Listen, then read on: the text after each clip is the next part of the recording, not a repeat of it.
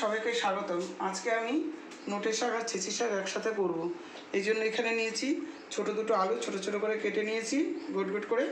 আর নিয়েছি এখানে কাঁচা লঙ্কা, আর নিয়েছি এই এতটা রসুন দেব। এই রসুন, একটু রসুন শাকে বেশি দিলে ভালো খেতে লাগে।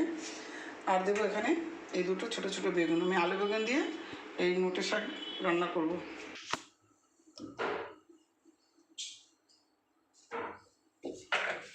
এই জন্য কটা শুকনো লঙ্কা ভেজে নিলাম। মানে শাকের মধ্যে শুকনো লঙ্কা ভাজা খেতে খুবই ভালো লাগে। শুকনো লঙ্কা ভাজা হয়ে গেছে। এবার আমি আলু বেগুন ভেজে নেব।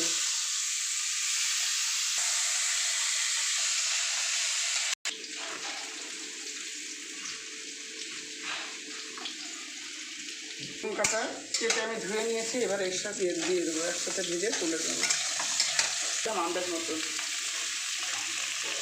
এই যে আমার আলু বেগুনটা ভাজা হয়ে গেছে। এবার আমি শাকটাকে দেব, একটু তেল দিয়ে দেবো সামান্য।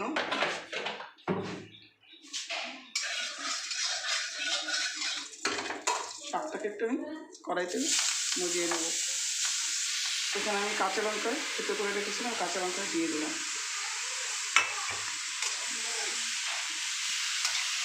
আমি আলু বেগুন ভাজাতে লবণ দিয়েছি, আমি এখানে সামান্য লবণ দিলাম। আর দিয়ে দিলাম হলুদ। এবার আমি আলু বেগুনগুলো দিয়ে দিলাম।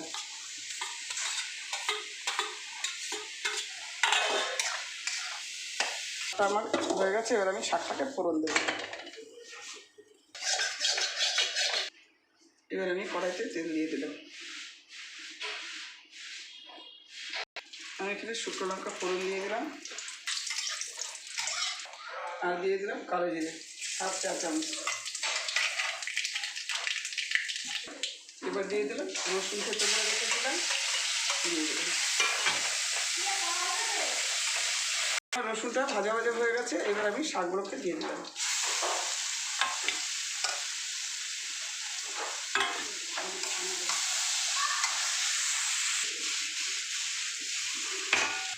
আমি এখানে 1 চামচ ঘি দিয়ে দিলাম। এই শাকে ঘি দিলে খেতে আরও দারুণ টেস্ট হয়।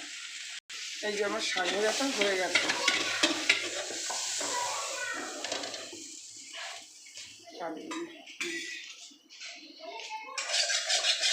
এটা হয়ে গেছে। আমি যেভাবে করেছি আপনারা সেভাবে করবেন।